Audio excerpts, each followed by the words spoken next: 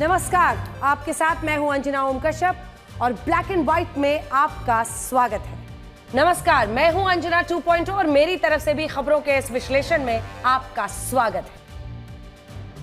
आज सबसे पहले हम आपको चाइना के राष्ट्रपति शी जिनपिंग और पाकिस्तान के प्रधानमंत्री शहबाज शरीफ की मुलाकात के बारे में बताएंगे और इस बात का विश्लेषण करेंगे कि क्या भारत चीन पर भरोसा कर सकता है।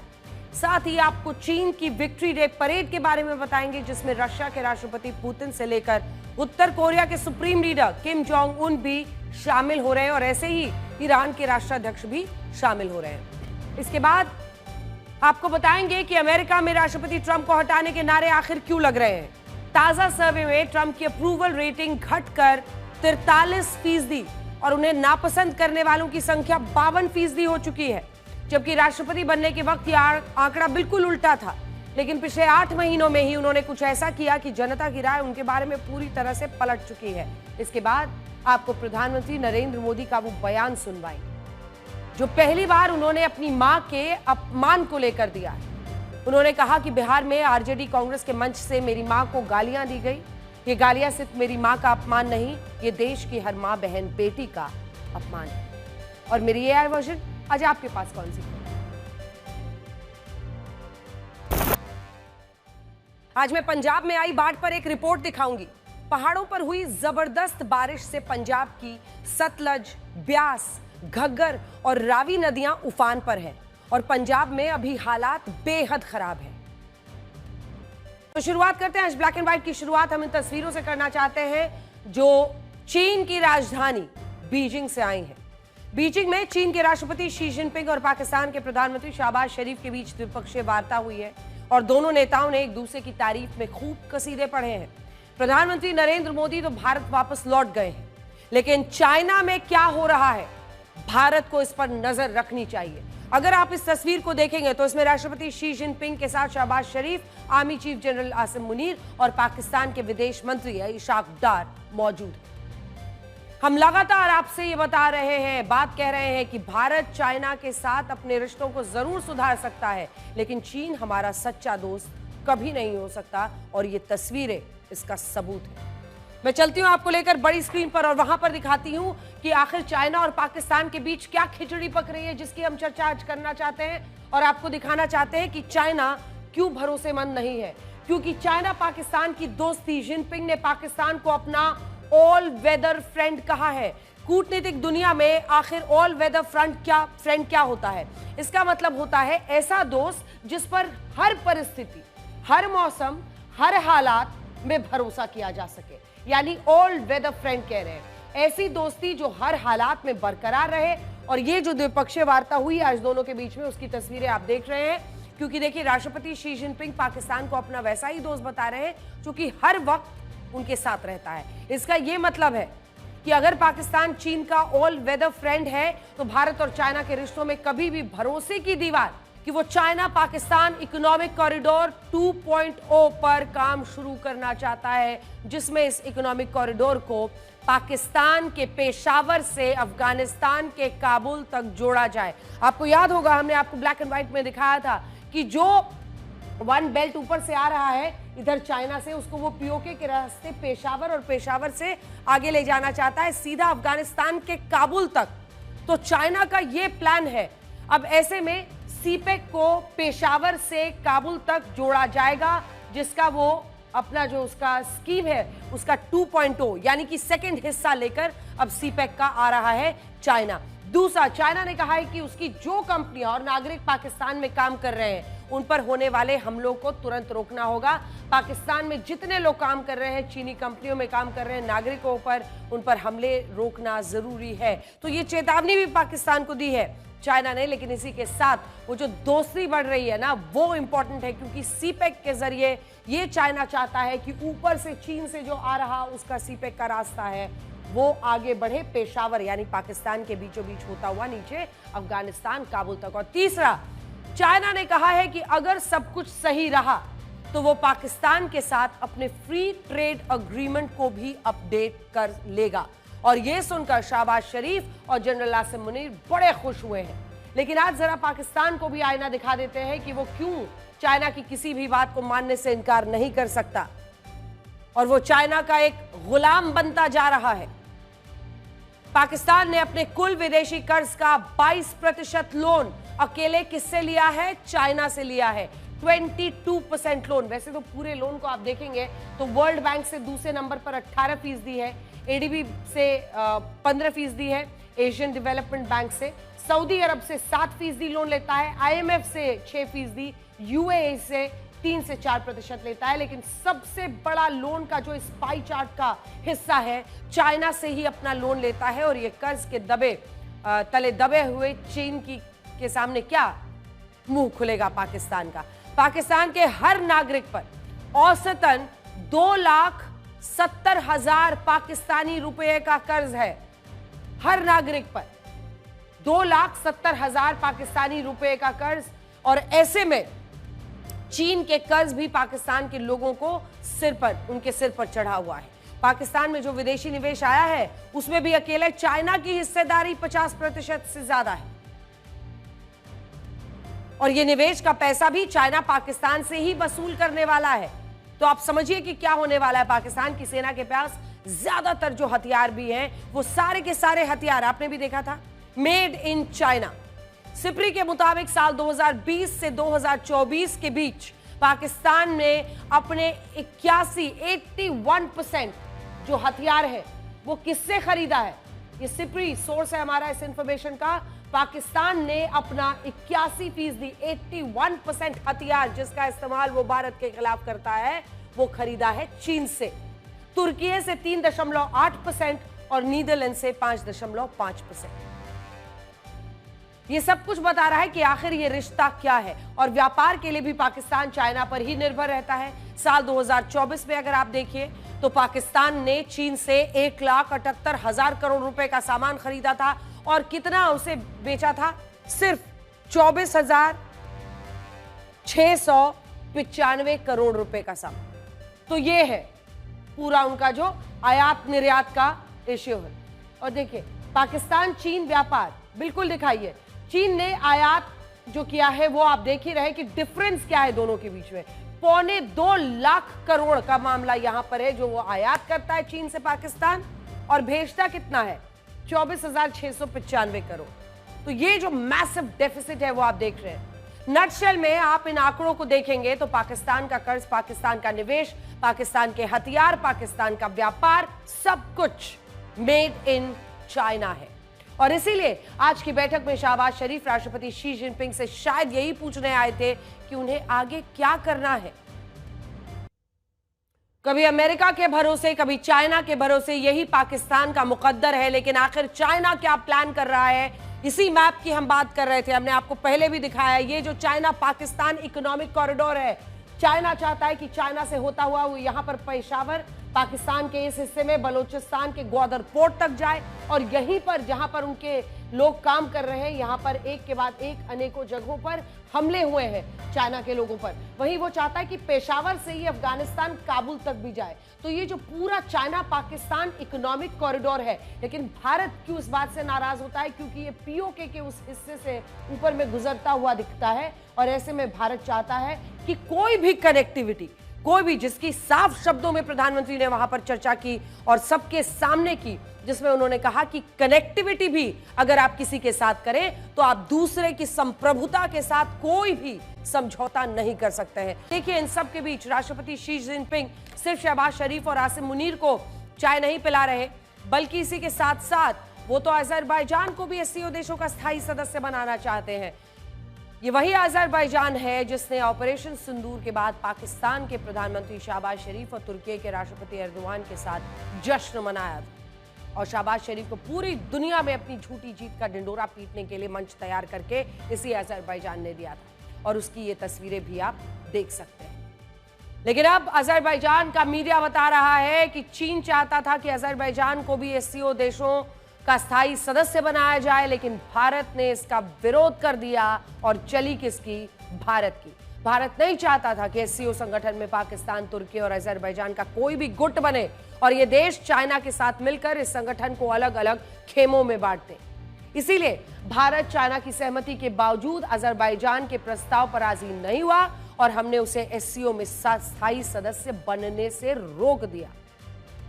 मैं आपको पढ़कर बताती हूं क्योंकि मेरे हाथ में वो रिपोर्ट है। इस पर अजरबैजान का मीडिया क्या लिख रहा है। India blocks Azerbaijan SCO bid as Pakistan considers ties with America. तो साफ शब्दों में इस पर लिखा हुआ है, जो इसकी टॉप है, ये हम अपने दर्शकों को दिखा सकते हैं, ये वाला हिस्सा। इसमें साफ साफ शब्दों में लिखा हुआ है कि इंडिया ने ही ये ब्लॉक किया है ऐसे वक्त पर जब पाकिस्तान अमेरिका से अपने रिश्ते अच्छा कर रहा है। उस वक्त उसमें लिखा है India blocks Azerbaijan SCO bid. China has reaffirmed its support for Azerbaijan application to become a full member of Shanghai Cooperation Organization। इसमें ये जो पहला ही पिंक लाइन से हमने हाईलाइट किया है आपके लिए, उसमें वो हिस्सा है जिसमें वो चाइना के लिए बात कर रहा है और ये कह रहा है कि चाइना ने अपनी सहमति दिखाई और ये कहा है कि परमानेंट मेंबर एससीओ में बनना चाहिए अजरबैजान को, और इंडिया ने ही इसे रोका है। तो कुल मिलाकर तस्वीर साफ है। अजरबैजान, पाकिस्तान और चीन का एक वहां पर गुट बनता तुर्की के साथ मिलकर, जिसको रोकने के लिए ये फैसला भारत ने लिया और अजरबैजान को ब्लॉक किया। वैश्विक राजनीति में एक शब्द काफी इस्तेमाल होता है जिसे जियोपॉलिटिक्स कहते हैं, लेकिन चाइना के मामले में आप इसे जियो, क्योंकि शी जिनपिंग है उनके राष्ट्रपति, तो जियोपॉलिटिक्स भी कह सकते हैं। अब क्या है जियोपॉलिटिक्स का मतलब? राष्ट्रपति शी जिनपिंग की वो राजनीति जिसमें अमेरिका के खिलाफ काउंटर ब्लॉक बनाने के लिए वो भारत के साथ अपने रिश्तों में तनाव कम कर रहे हैं, और इसी दौरान भारत के सबसे बड़े दुश्मन पाकिस्तान और उसके दो सबसे खास दोस्त तुर्की और अजरबैजान पर भी मेहरबानी दिखा रहे हैं। इन घटनाओं के बावजूद एक तथ्य यह भी है कि चाइना ने पहले भी पाकिस्तान के साथ संबंध रखते हुए भारत के साथ अपने रिश्तों को सुधारने की कोशिश की है, और भारत ने भी हमेशा चीन के साथ तनाव को कम करने पर काम किया है। भारत चाहता है कि व्यापार का एक अच्छा संतुलित रास्ता बने। आप जरा इस तस्वीर को देखिए, साल 1962 की तस्वीर है। भारत चीन युद्ध के बाद ऐसा लगता था कि भारत का कोई भी प्रधानमंत्री कभी भी अब चीन नहीं जाएगा, सीधी जंग हुई थी। लेकिन दिसंबर 1988 में राजीव गांधी ने इस धारणा को तोड़ दिया और वो पूरे 34 सालों के बाद 5 दिनों के लिए चीन के दौरे पर गए, जहां सोनिया गांधी भी उनके साथ थी, और चाइना के तत्कालीन प्रधानमंत्री ने उनके स्वागत में एक विशेष समारोह का आयोजन किया था। उस वक्त राजीव गांधी के नेतृत्व में भारत और चाइना के बीच कई समझौते हुए थे, और राजीव गांधी ने the great wall of China का भी दौरा किया था, जिसकी तस्वीर आप देख रहे हैं। इस मुलाकात से चीन और भारत के रिश्ते तो सुधरे, लेकिन इसी के साथ चाइना ने पाकिस्तान के साथ अपनी दोस्ती को जारी रखा, और आज भी चीन यही कर रहा है। और इसीलिए भारत को खुली नजरों के साथ इस पूरी स्थिति का आकलन करते हुए आगे बढ़ना होगा।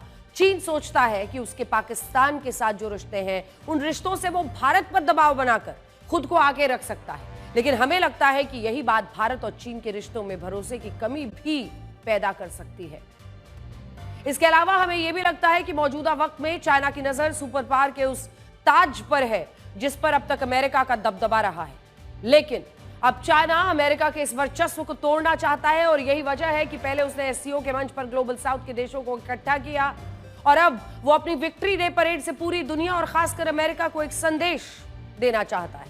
3 सितंबर यानी कल चाइना में विक्ट्री डे परेड का आयोजन होगा, जिसमें रशिया के राष्ट्रपति व्लादिमीर पुतिन, उत्तर कोरिया के supreme leader Kim Jong Un, Iran के राष्ट्रपति मसूद पेजेश्कियान, स्लोवाकिया के प्रधानमंत्री रॉबर्ट फीको, म्यांमार के जुंटा शासक मिन ओंग और कांगो के राष्ट्रपति और पाकिस्तान के प्रधानमंत्री शामिल होंगे।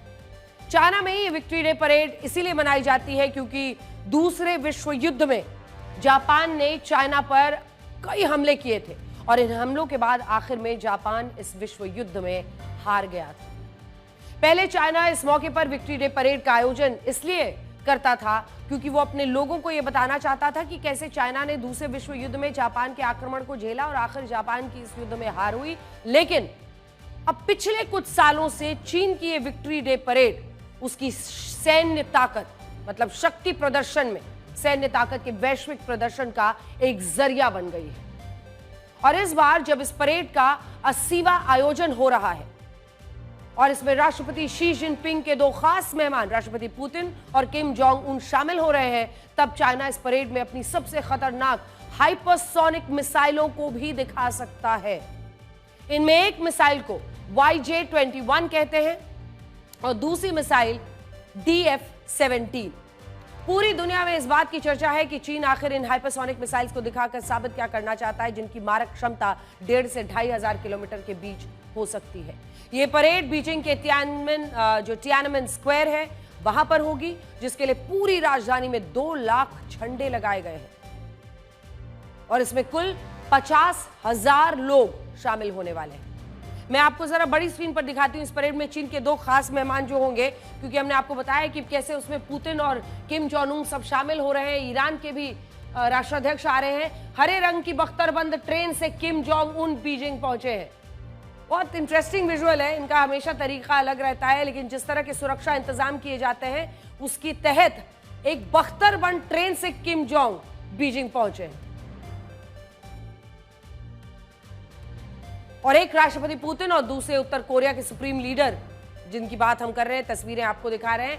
तो इसी हरे रंग की बख्तरबंद ट्रेन से किम जोंग उन बीजिंग पहुंचे हैं और आज उनकी ट्रेन की काफी चर्चा भी सोशल मीडिया पर खास तौर पर हो रही है। ये वही ट्रेन है जिससे पहले किम जोंग उनसे पहले रूस भी गए, वियतनाम और चीन की यात्रा की है और कई बार इस ट्रेन की स्पीड की तुलना कछुए से भी की जाती है। इसकी स्पीड सिर्फ 60 किलोमीटर प्रति घंटा है। इसमें हर ट्रेन में 10 से 15 डिब्बे होते हैं। कुछ डिब्बे सिर्फ किम जोंग उन के लिए होते हैं, जिनमें बेडरूम से लेकर दफ्तर, रेस्टोरेंट और इसी के साथ साथ यहाँ तक कि उनकी 2 जो बख्तरबंद मर्सिडीज हैं वो भी रखने की जगह है इस ट्रेन के अंदर। तो ये हो गया उनका ऑफिस, जो 15 डिब्बे हैं उनमें। वहीं पर ऑफिस भी है जहाँ से किम जोंग उन काम करते हैं, अपने लोगों के साथ मिलते हैं। प्रेस कॉन्फ्रेंस, 1-2 जो फोटो खींचने वाले लोग हैं वो भी आपको दिखाई दे रहे हैं। इसी ट्रेन में फिर उनकी 2 गाड़ियां भी आ जाती हैं। अधिकतम स्पीड लेकिन इतनी कम है, कछुए से इसकी तुलना की जाती है।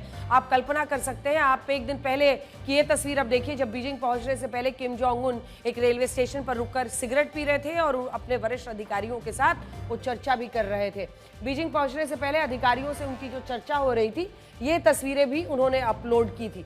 और इससे पहले साल 2019 में जब किम ट्रंप से मिलने वियतनाम गए थे, तब उनकी ट्रेन को लाल पीले इंजन ने खींचा था, जिस पर चाइना की रेलवे का लोगो था, जिसे आप यहां पर देख सकते हैं। तो बड़ा इंटरेस्टिंग तरीका रहा है ट्रैवल करने का किम जोंग उन का। और वो हरे बख्तरबंद गाड़ी से इस बार पहले, लेकिन इससे ट्रेन पर चीन की रेलवे का लोगो था जिससे वो पहुंचे थे। दोस्ती का एक प्रतीक इसे समझिए। आपके मन में ये सवाल भी होगा कि किम जोंग उन आज के जमाने में भी इस ट्रेन से सफर क्यों कर रहे हैं। तो इसका कारण यह है कि किम जोंग उन के दादा और उत्तर कोरिया के पहले सुप्रीम लीडर किम इल सुंग ने साल 1994 तक अपनी सभी विदेशी यात्राओं के लिए ट्रेन का ही इस्तेमाल किया था। इसके बाद किम जोंग उनके पिता ने भी रूस की 3 यात्राएं सिर्फ ट्रेन से की और वो 20,000 किलोमीटर का सफर तय करके मॉस्को पहुंचे थे ट्रेन से। और इसके बाद किम जोंग उन ने भी अपनी विदेशी यात्राओं के लिए सिर्फ ट्रेनों को सुरक्षित माना और हवाई सफर से आज तक उन्होंने दूरी बनाकर रखी है। बड़ी बात यह है कि एक तरफ SCO समिट में रशिया, भारत, चाइना का एक त्रिकोण दिखा, जिसमें भारत की मौजूदगी की अमेरिका में काफी चर्चा हुई और अब अमेरिका को खुलकर धमाके वाले किम जोंग उन भी राष्ट्रपति शी जिनपिंग और राष्ट्रपति पुतिन के साथ मंच पर दिखने वाले हैं। और इसे बड़ी घटना इसलिए भी माना जाएगा क्योंकि रशिया, चाइना, नॉर्थ कोरिया, तीनों देश परमाणु संपन्न देश हैं और ये बहुत तकड़ी है। क्योंकि इससे पहले आपने देखा था कि प्रधानमंत्री नरेंद्र मोदी, राष्ट्रपति पुतिन और शी जिनपिंग की चर्चा हुई, लेकिन इस बार कौन कौन होगा वहां पर? चाइना, शी जिनपिंग, उत्तर कोरिया की तरफ से, नॉर्थ कोरिया की तरफ से किम जोंग उन और रशिया से व्लादिमीर पुतिन।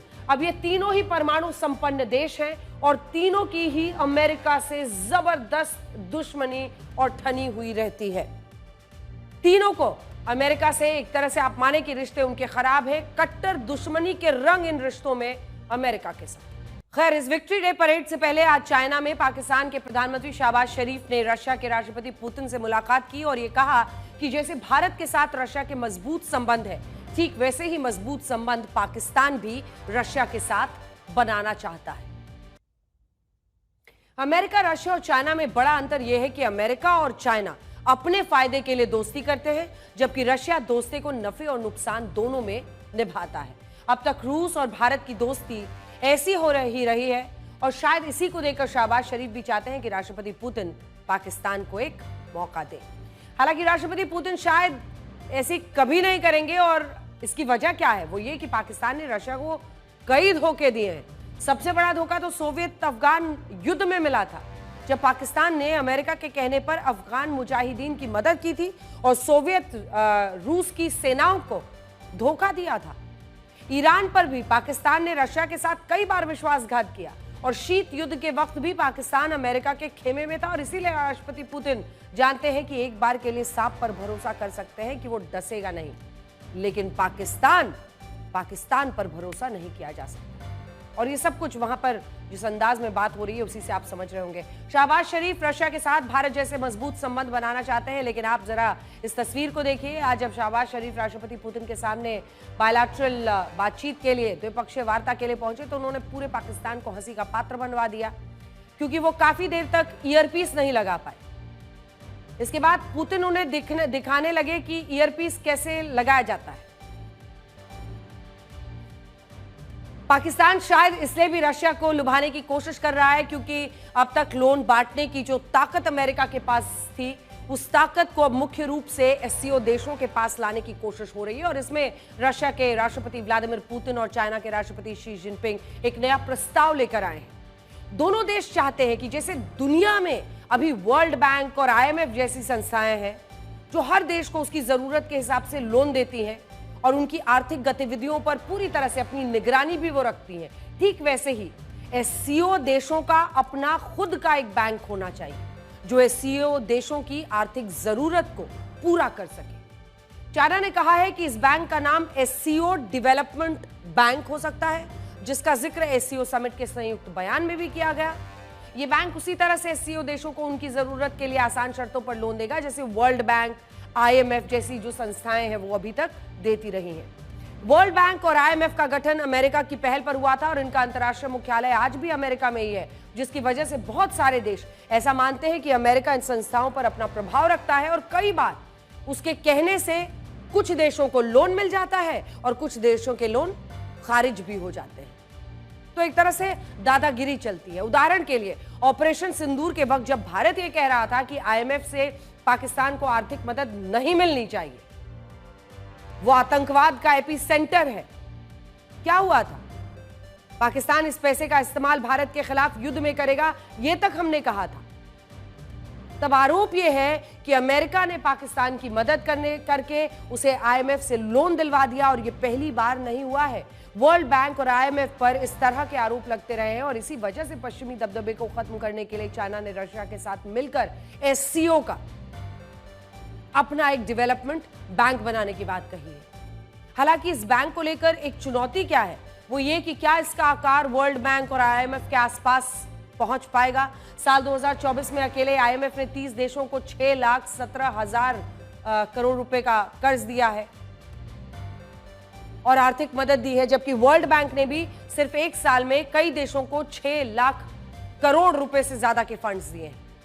और यही है पश्चिमी देशों की असली ताकत। अमेरिका और पश्चिमी देशों ने पिछले 70 से 80 सालों में ऐसी एक व्यवस्था बनाई है जिसमें पूरी दुनिया घूमती है, और अब एससीओ के मंच से इसी की काट को ढूंढा जा रहा है। हालांकि इस एक कदम से अमेरिका की करेंसी डॉलर का प्रभाव भी दुनिया में फीका हो सकता है। और ऐसे में सवाल यह है कि क्या राष्ट्रपति ट्रंप कहीं इस डेवलपमेंट बैंक को भी अमेरिका के हितों के खिलाफ तो नहीं मान लेंगे और इस बैंक में शामिल देशों पर प्रतिबंध तो लगाने की नहीं सोचने लगेंगे, लेकिन कम से कम एक पहल हो रही है। राष्ट्रपति ट्रंप का टैरिफ कार्ड प्रोटेक्शनिज्म के विचार से ही प्रेरित है। प्रोटेक्शनिज्म का मतलब क्या होता है? अपने बाजार को बचाना, उसकी रक्षा करना, प्रोटेक्शन देना, अपने सामान की तो हिफाजत करना और विदेशी सामानों को अपने लिए खतरा मानकर उस पर ज्यादा टैरिफ लगाना। ये आपने देखा होगा जब विश्व में ग्लोबलाइजेशन हुआ और ये माना गया कि पूरी दुनिया एक ग्लोब है, एक साथ है, पूरी दुनिया एक है। ऐसे में व्यापार का आदान प्रदान होने लगा तमाम देशों के बीच में, लेकिन वापस प्रोटेक्शनिज्म के दौर में अमेरिका को ले जाने का श्रेय राष्ट्रपति ट्रंप को ही जाता है, क्योंकि अब वो ये मानते हैं कि मुझे अपने बाजार को बचाना है, मुझे जो बाहर से सामान आ रहा है उससे अपने बाजार की रक्षा करनी है, उस पर टैरिफ वो बढ़ा रहे हैं। राष्ट्रपति ट्रंप का कहना है कि वो टैरिफ की इस नीति से अमेरिका को फिर से महान बना देंगे। मागा, उनका मेक अमेरिका ग्रेट अगेन जरूर सफल होगा। कैसे सफल होगा? ये टैरिफ लगा लगा कर। लेकिन सच क्या है? सच ये है कि राष्ट्रपति ट्रंप जिस अमेरिका को महान बनाने के नाम पर इतनी मनमानी कर रहे हैं, उसी अमेरिका के लोग आज अलग अलग शहरों और राज्यों में सड़कों पर उतरे हुए हैं। ऐसे ऐसे स्टेट्स अमेरिका के जो कि ट्रंप के पक्ष में थे, उन जगहों पर अमेरिका में ट्रंप के खिलाफ जबरदस्त विरोध हो रहा है। 1 सितंबर को लेबर डे के मौके पर अमेरिका में शिकागो से लेकर वॉशिंगटन डीसी तक कई विरोध प्रदर्शन हुए और राष्ट्रपति ट्रंप के खिलाफ एक नारा खूब लगा कि ट्रंप मस्ट गो नाउ, यानी ट्रंप को अब चले जाना चाहिए और उन्हें राष्ट्रपति का पद छोड़ देना चाहिए। देखिए, ये तमाम विरोध प्रदर्शन अमेरिका में लिविंग वेज यानी जीविका के लिए जो लिविंग वेजेस का उनका एक पूरा आंदोलन वहां पर चल रहा है। लिविंग वेजेस का, न्यूनतम वेतन को बढ़ाने, नेशनल गार्ड्स को तैनाती करने और टैरिफ की नीतियों के खिलाफ हुआ है। और ये विरोध प्रदर्शन अमेरिका के ही लोग कर रहे हैं जिनका नाम लेकर आजकल ट्रंप किसी भी देश पर अपनी मनमानी से कितना भी टैक्स लगा देते हैं। असल में आप राष्ट्रपति ट्रंप के पिछले लगभग 8 महीनों का कार्यकाल देखेंगे तो अमेरिका के लोगों को उनका काम बिल्कुल भी पसंद नहीं आया है। मैं आपको बड़ी स्क्रीन पर दिखाती हूं कि आखिर जो हम ये डेटा आपको दिखाने वाले हैं उसकी वजह क्या है। क्या वाकई डोनाल्ड ट्रंप की लोकप्रियता सबसे तेजी से किसी भी अमेरिकी राष्ट्रपति के लिए सबसे तेजी से गिरी है? ये उनका पूरा कच्चा चिट्ठा है जिसमें उनकी घटती हुई लोकप्रियता का पूरा नंबर है। सोर्स प्यू रिसर्च है जिसमें हम उनकी अप्रूवल रेटिंग्स या डिसअप्रूवल रेटिंग्स आपको दिखा रहे हैं। जो फरवरी 2025 में उनके तौर तरीकों को देखकर अप्रूवल रेटिंग्स 52 थी और डिसअप्रूवल, अप्रूवल मतलब उनके समर्थन में जो लोग खड़े थे वो 52% थे, जो उनके खिलाफ थे वो 43% लोग थे। लेकिन देखिए कैसे गिरने वालों का, ना चाहने वालों का रिकॉर्ड बढ़ता चला गया और वो अब पहुंच गया है 53 से 52 पर। 52% जो उनकी पहले चाहने वालों की नंबर था वो अब उनके खिलाफ वालों का नंबर बन चुका है और जो लोग उनके खिलाफ थे वो अब उनके समर्थन में बचे हैं। 43% पहले कहते थे। ये कुछ महीनों की बात है। देखिए, फरवरी से आते आते सितंबर और डोनाल्ड ट्रंप पहुंच गए हैं 52 से 43 और जो उनके खिलाफ है वो 43 से हो गए हैं 52। तो ये है उनका पूरा कच्चा चिट्ठा, क्योंकि 8 महीनों में राष्ट्रपति ट्रंप ने फैसले लेने में इतनी मनमानी की है, इतनी मनमानी की है कि ये आंकड़ा पलटा है। मैं आपको पढ़कर बताती हूं, क्योंकि देखिए राष्ट्रपति ट्रंप की लोकप्रियता इसलिए भी घट रही है क्योंकि उन्होंने अब तक अपने फैसलों के पीछे जो भी वजह बताई वो सारी वजह तथ्यों और सबूतों के आधार पर है। उनकी जो अप्रूवल रेटिंग्स है और डिसअप्रूवल रेटिंग्स है उसमें जिस तरह का बदलाव आया है वो ये साफ इशारा कर रहा है कि देखिए, जब उनकी 6 महीने 8 महीने पहले की शुरुआत थी तब यही 52% लोग उनको पसंद करते थे, अब उनके खिलाफ 52% लोग हो चुके हैं। तो ये साफ दिखाता है कि किस तरह से उनके चाहने वालों का जो नंबर है वो पूरी तरह से डगमगाता हुआ, गिरता हुआ दिख रहा है। जैसे भारत पर क्या किया उन्होंने, 50% टैरिफ ये कहते हुए लगाया कि भारत रशिया से कच्चा तेल खरीदता है, जबकि रशिया से कच्चा तेल तो यूरोप के देश भी खरीदते हैं। खुद अमेरिका भी यूरेनियम से लेकर फर्टिलाइजर तक रशिया से ही खरीदता है। अमेरिका के पिछले नेशनल सिक्योरिटी एडवाइजर, ध्यान से सुनिए, जैक सलिवन, जिन्होंने एक बहुत बड़ा खुलासा किया है। उनका कहना है कि राष्ट्रपति ट्रंप के बेटों ने इसी साल पाकिस्तान के साथ एक क्रिप्टो डील साइन की है, जिसकी वजह से राष्ट्रपति ट्रंप अपने परिवार के व्यापार के लिए भारत के साथ रिश्तों को खराब कर रहे हैं और इसके पीछे असल में राष्ट्रपति ट्रंप के परिवार का फायदा छिपा हुआ है। तो कैसे एक पूरे देश को वो झोंक रहे हैं अपने फायदे के लिए। देखिए, भारत अमेरिका के साथ एक तरफा व्यापार कर रहा है, लेकिन ये व्यापार अब नहीं चलेगा, ये कहा था ना डोनाल्ड ट्रंप ने। वैसे राष्ट्रपति ट्रंप लगातार भारत पर यह आरोप लगा रहे हैं कि हमारे व्यापार से अमेरिका को सबसे ज्यादा नुकसान होता है और हमने अमेरिका का खूब फायदा उठाया है। लेकिन आप जरा इन दावों का भी एक कच्चा चिट्ठा आपको दिखा देते हैं और मैं आपको बड़ी स्क्रीन पर कुछ नंबर्स दिखाऊंगी, जिसके बाद आपके पास भी जवाब होगा ऐसे लोगों के लिए जो कहते हैं कि भाई अमेरिका ज्यादा सामान हमसे लेता था, लेकिन ये देखिए हम कहां पर हैं, भारत यहां पर है। अमेरिका, अमेरिकी वस्तु व्यापार घाटा जो है, हम ट्रेड डेफिसिट जिसकी चर्चा कर रहे हैं ना डोनाल्ड ट्रंप, तो पता नहीं 7 समंदर पार से ये आंकड़े उनको दिखेंगे या नहीं दिखेंगे, लेकिन आप अपने घर में ये आंकड़े जरूर देखिए ट्रेड डेफिसिट किसके साथ सबसे ज्यादा है अमेरिका का? चाइना। चाइना को 90 दिन का ग्रेस पीरियड दिया, और जब टैरिफ भी लगाने की बात हुई है तो 25 से 30% टैरिफ वहां लगा रहे हैं, तो 26 है ट्रेड डेफिसिट वहां पर। उसके बाद दूसरे नंबर पर कौन? European union 20.81। तीसरे नंबर पर ट्रेड डेफिसिट, यानी जो ट्रेड डेफिसिट है एक बार जल्दी से आपको बता देते हैं, मतलब जितना सामान अमेरिका इनसे खरीद रहा है उससे कहीं कम वो वहां पर बेच पा रहा है। समझ गया? ऐसे में चाइना सबसे ज्यादा माल वहां पर बेचता है और कंपैरिजन में अमेरिका बहुत से बहुत कम खरीदता है। दूसरे नंबर पर यूरोपियन यूनियन है, तीसरे पर मेक्सिको है, चौथे पर ताइवान है, जापान है, उसके बाद छठे पर, उसके बाद से देखिए कनाडा है, उसके बाद जाकर भारत आता है 4.04। तो आप देख रहे हैं कि 7वें नंबर पर भारत है। इन आंकड़ों से यह पता चलता है कि राष्ट्रपति ट्रंप का यह दावा बिल्कुल गलत है कि भारत अमेरिका के व्यापार घाटे में बड़ी हिस्सेदारी रखता है और इसीलिए वो पनिश कर रहा है। इनमें से दो ही कौन से देश हैं जिस पर? एक ब्राजील पर लगाया है और एक भारत पर। ब्राजील के साथ क्या है? वो तो इन 7 में भी नहीं है, और भारत 7वें नंबर पर है और 50% सबसे ज्यादा टैरिफ ब्राजील और भारत पर। इसी से आप कल्पना कर सकते हैं कि कितना झूठ अमेरिका इस वक्त बोल रहा है। अमेरिका का कुल सेवा व्यापार जो है सर्विस सेक्टर में, वो हम आपको बता रहे हैं। आंकड़े सामने आ रहे हैं, व्यापार में हुए घाटे या नुकसान के थे, लेकिन सर्विस सेक्टर में आप देखेंगे तो भारत ने अमेरिका को 3,67,000 करोड़ रुपए की सेवाएं बेची। वहीं दूसरी तरफ भारत को सेवा निर्यात जो है, भारत ने अमेरिका को 3,67,000 करोड़ रुपए की सेवाएं बेची, जबकि अमेरिका ने इसी दौरान हमें 3,69,000 करोड़ रुपए की सेवाएं बेची थी, जो भारत से थोड़ा ज्यादा ही है। और सोचिए, अगर ये हमसे ज्यादा ही है तो राष्ट्रपति ट्रंप दिन रात ये क्यों कहते हैं कि भारत अब तक अमेरिका का फायदा उठा रहा था? यहां पर कौन किसका फायदा उठा रहा है? एक और आंकड़ा देखिए, 1997 तक भारत अमेरिका से हथियार नहीं खरीदता था, लेकिन इसके बाद 2007 से 2024 तक भारत ने अमेरिका से 2,12,000 करोड़ का हथियार खरीदा। यह सिर्फ 2007 से 2024 की बात है। 1997 तक बिल्कुल नहीं खरीदा था हमने, लेकिन उसके बाद शुरुआत हुई और 2007 से 24 के बीच में हमने लगभग 2,12,000 करोड़ का हथियार अमेरिका से खरीदा है। और यहां तो हमारा शुद्ध घाटा हुआ, क्योंकि हमने तो अमेरिका से हथियार खरीदे लेकिन उसे हमारा डिफेंस एक्सपोर्ट ना के बराबर था।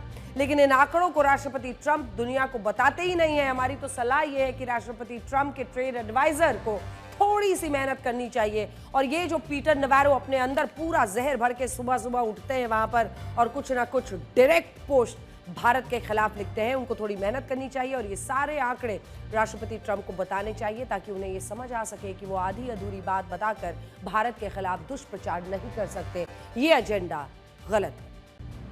वैसे दुष्प्रचार में तो पाकिस्तान भी बहुत माहिर है, और इस बात तो आप हमारी अगली खबर से भी समझ सकते हैं। इस वक्त भारत के कई राज्य बाढ़ की चपेट में हैं, और जैसे हालात भारत के पंजाब की है, उससे भी बुरा हाल पाकिस्तान के पंजाब और सिंध प्रांत का है। लेकिन अजीब बात यह है कि पाकिस्तान के नेता बाढ़ की इस आपदा को भी अल्लाह की नेमत, बरकत, ब्लेसिंग्स बता रहे हैं और बाढ़ पीड़ितों का मजाक उड़ा रहे हैं। आपको पाकिस्तान के रक्षा मंत्री ख्वाजा आसिफ का यह बयान सुनवाते हैं, जिसमें उन्होंने कहा है कि बाढ़ का पानी एक ब्लेसिंग है, नेमत है, और जो लोग कल तक पानी के लिए सड़कों पर विरोध प्रदर्शन कर रहे थे, अब उन्हें टब, बाल्टी और दूसरी चीजों में भी बाढ़ के पानी को जमा करके रख लेना चाहिए। सुनिए, उनकी अकल को कहां तौला जाए, कहां पर समझा जाए। मतलब घर के घर लोग सब कुछ डूब रहा है, उसमें कह रहे हैं बाल्टी और टब में पानी भर के रखिए। मतलब जैसे लगता है कि असल दुनिया से बिल्कुल ही डिस्कनेक्टेड वहां पर नेता है। पाकिस्तान की डिजास्टर मैनेजमेंट अथॉरिटी ने कहा है कि दक्षिण एशिया में भारी बारिश के कारण रावी, चिनाब और सतलज नदियों का जलस्तर बहुत ज्यादा बढ़ गया है। पंजाब प्रांत में खेत, गांव, शहर सब बाढ़ की चपेट में है। पाकिस्तान के पंजाब प्रांत में 2 लाख लोगों को अब तक सुरक्षित जगहों पर ले जाया गया है, और ये पाकिस्तान के इतिहास की सबसे भयानक बाढ़ बताई जा रही है। लेकिन पाकिस्तान के रक्षा मंत्री इस तरह का बयान दे रहे हैं, बाढ़ पीड़ितों के लिए मजाक से कम नहीं है। हालांकि पाकिस्तान में इस बाढ़ को लेकर वहां के मंत्री एहसान इकबाल भारत को जिम्मेदार ठहरा रहे हैं। आरोप लगा रहे हैं कि भारत ने जानबूझकर अपने बांधों में इतना पानी छोड़ा कि पाकिस्तान में बाढ़ आ गया और बाढ़ भारत की वजह से आई। सोचना चाहिए कि भारत के पंजाब में बाढ़ क्यों है। अब हम चर्चा कर रहे हैं अपने देश के उस हिस्से की, क्योंकि पूरे उत्तर भारत में अगर आप देखेंगे तो इस वक्त बाढ़ की स्थिति कई जगहों पर बन गई है। खास तौर पर बीते दिन से पंजाब की स्थिति चिंताजनक है। पंजाब की नदियों सतलज, व्यास, रावी और घग्गर उफान पर है। ये नदियां खतरे के निशान से ऊपर बह रही हैं, जिसमें पंजाब में हाहाकार मचा हुआ है। ये हम आपको गुरदासपुर, पठानकोट, अमृतसर की तस्वीरें दिखा रहे हैं। इसकी वजह से पंजाब के करीब 1000 से ज्यादा गांव, कुछ आंकड़े तो बता रहे हैं कि लगभग 1500 से ज्यादा गांव प्रभावित हुए हैं और कई गांव डूबे हैं। हालात बहुत ज्यादा खराब है। आपदा प्रबंधन से जुड़े लोग युद्ध स्तर पर लगे हुए हैं। प्रभावित लोगों को सुरक्षित जगहों पर ले जाने के प्रयास जारी हैं। इसी वजह से एससीओ बैठक से लौटने के बाद तुरंत प्रधानमंत्री नरेंद्र मोदी ने पंजाब के मुख्यमंत्री भगवंत मान से बात की थी और बाढ़ के हालात की उन्होंने पंजाब में जानकारी दी। पंजाब के 23 में से 12 जिले बाढ़ से बुरी तरह प्रभावित हो चुके हैं। बाढ़ से अब तक 29 लोगों के मारे जाने की खबर है। इसमें करीब 15 लाख लोग प्रभावित हुए और करीब 3 लाख लोगों को सुरक्षित जगहों पर अब तक शिफ्ट किया जा चुका है। बाढ़ की वजह से पंजाब की खेती पर भी असर पड़ा है। खेती की करीब 3 लाख एकड़ की जमीन आप सोचिए प्रभावित हुई है। किस तरह का नुकसान हुआ है, जिससे धान, कपास, मक्का की फसल पूरी तरह से बर्बाद हो गई। मौसम विभाग ने पंजाब के लिए बारिश का रेड अलर्ट अब जारी कर दिया है, यानी भारी बारिश की संभावना अभी भी है। इसीलिए बाढ़ की स्थिति से जल्दी राहत मिलने की उम्मीद कम है। पंजाब में बाढ़ की वजह से हालात कितने खराब हो गए, इस पर हमारी एक रिपोर्ट देखिए।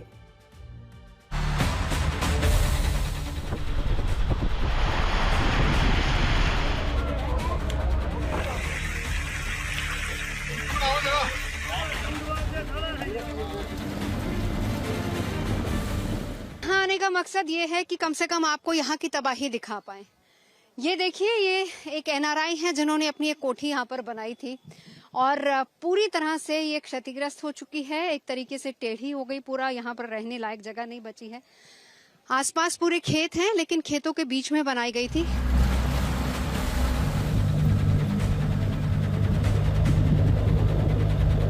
जब बांध टूटा, पानी का फ्लो इतना ज्यादा था और ठीक इधर ये देखा जाए तो ये आखिरी गांव है, यहाँ पर सेना की गाड़ियां लगी हुई थी।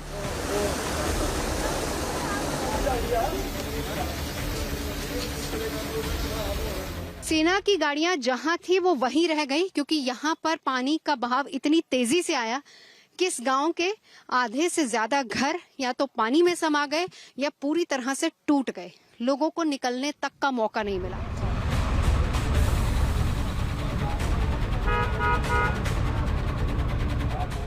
सामने ठीक रावी है जिसका बांध टूटा और इस पूरे इलाके को पानी ने अपनी चपेट में लिया। जिस वक्त पानी आया, आर्मी के ट्रक्स यहाँ पर खड़े हुए थे। आर्मी के जवान तो यहाँ से निकलकर चले गए, लेकिन ये ट्रक पूरी तरह से डूब गए थे। आज जो लोग हैं, स्थानीय लोग हैं, वो ये बताते हैं कि पानी कम हुआ है। इस वजह से आज धीरे धीरे लोगों ने यहाँ पर आना शुरू किया है।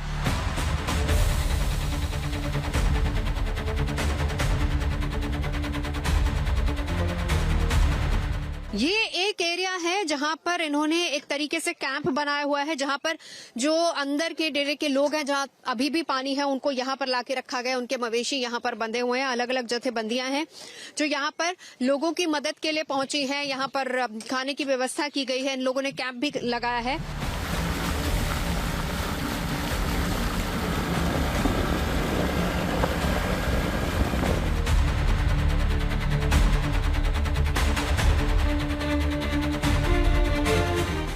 अजनाला की स्थिति जो लगातार हम आपको दिखा रहे हैं, जहां पर दूर दराज के जो डेरे हैं अभी भी पानी में डूबे हुए हैं।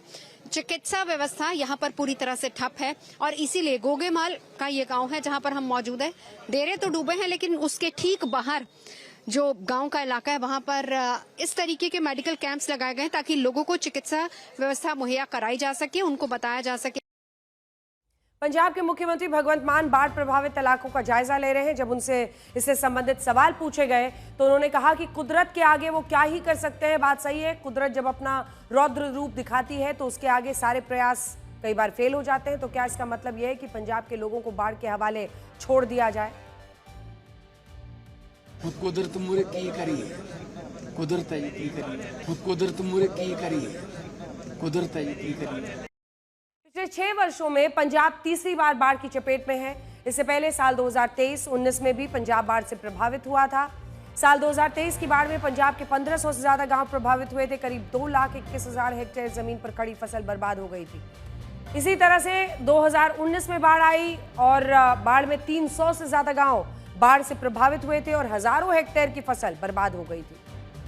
तो क्या राज्य सरकार लोगों को हर साल ऐसे ही छोड़ देगी? ये तस्वीरें इतनी परेशान करने वाली जैसी स्थिति से बचने के प्रयास मॉनसून सीजन से पहले ही कर दिए गए। नदी के किनारों तक अतिक्रमण हटाया जाता है, नदियों और नहरों के तटबंधों का रखरखाव किया जाता है, सिल्ट की सफाई की जाती है ताकि नदी का फ्लो बना रहे। गांव और शहरों में ड्रेनेज की व्यवस्था को बेहतर किया जाता है ताकि पानी रुके नहीं। लेकिन पंजाब के मामले में ऐसा नहीं हुआ। इस साल तो स्थिति ज्यादा खराब थी। पंजाब में हर साल फरवरी महीने में बाढ़ के हालात से निपटने के लिए एक मीटिंग होती है, लेकिन इस साल ये मीटिंग फरवरी में ना होकर जून में हुई थी। फरवरी में आम आदमी पार्टी का पूरा ध्यान दिल्ली के चुनाव पर था और पंजाब के मुख्यमंत्री भगवंत मान का फोकस भी अपनी पार्टी को जिताने पर लगा हुआ था। इसके बाद मई में पंजाब सरकार इस बात पर उलझी हुई थी कि भाखड़ा नागल डैम के पानी को हरियाणा और राजस्थान को दिया जाए या नहीं, और अगर दिया जाए तो कितनी मात्रा में बांटा जाए। इसको लेकर भी खूब बवाल हुआ क्योंकि भाखड़ा नांगल डैम में पानी को ज्यादा मात्रा में रोका जाने लगा था। इस मुद्दे पर भगवंत मान सरकार भाखड़ा नांगल मैनेजमेंट बोर्ड और हरियाणा सरकार से उलझी रही। इसीलिए बाढ़ से निपटने की तैयारियों का उस वक्त जिस तरह से होना चाहिए था कदम नहीं उठाए गए। जब मॉनसून में पहाड़ों से ज्यादा मात्रा में पानी आया तो रंजीत सागर, पौंग और भाखड़ा नागल डैम से ज्यादा मात्रा में पानी छोड़ना मजबूरी हो गया। इन बांधों पर पानी खतरनाक लेवल पर आ गया था और माना जा रहा है कि पंजाब में बाढ़ की एक वजह यह भी है। पंजाब के बाद अब आप देश की राजधानी में भी देखिए, क्योंकि दिल्ली और गुरुग्राम की इन तस्वीरों को जरा देखिए।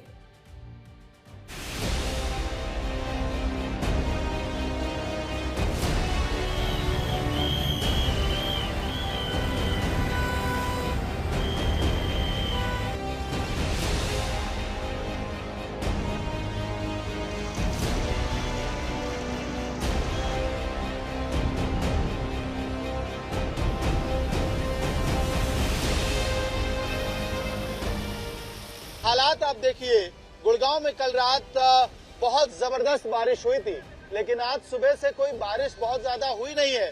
उसके बाद भी शीतला माता मंदिर घुटने भर पानी में डूबा हुआ है। पूरा शीतला माता मंदिर का जो रोड है और बस स्टैंड की तरफ जाने वाले रोड पे भी वही हालात बने हुए हैं। गाड़ियां जैसे तैसे निकल रही हैं।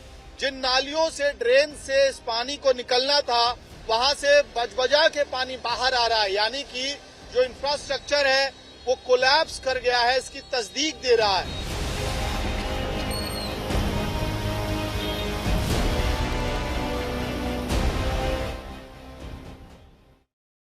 और आज आप दूसरे देशों की राजधानी देखिए और भारत की राजधानी को देखिए। आज इस बात की चर्चा होनी चाहिए। ऐसा लगता है कि हमारी राजधानी में जो व्यवस्था है, जो सरकार है, उसकी गैर मौजूदगी दिखती है। क्यों? क्योंकि सर्दियों का मौसम आता है, प्रदूषण दम घोटने लगता है। गर्मियां आती हैं, हीट वेव से बचाने के लिए सरकार की तरफ से कोई इंतजाम नहीं होते। मॉनसून आता है तो ये हमारी व्यवस्था की परीक्षा ले लेता है और इस परीक्षा में हमारा सिस्टम फेल हो जाता है। हमारे देश में बहुत सारे लोग ये समझते हैं कि अगर लोगों की प्रति व्यक्ति आय बढ़ जाए तो उनकी किस्मत बदल सकती है, लेकिन गुरुग्राम तो प्रति व्यक्ति आय के मामले में इतना आगे है और वहाँ 100 करोड़ रुपए के फ्लैट्स हैं। लेकिन सोचिए इस बाढ़ का क्या कीजिएगा और इस बाढ़ में आपसे आपके जो अधिकार चुरा लिए गए हैं उन अधिकारों का क्या कीजिए। और जीवन में अच्छे और सच्चे रिश्ते चाहिए तो वफादारी सीखिए, अदाकारी नहीं। नमस्कार।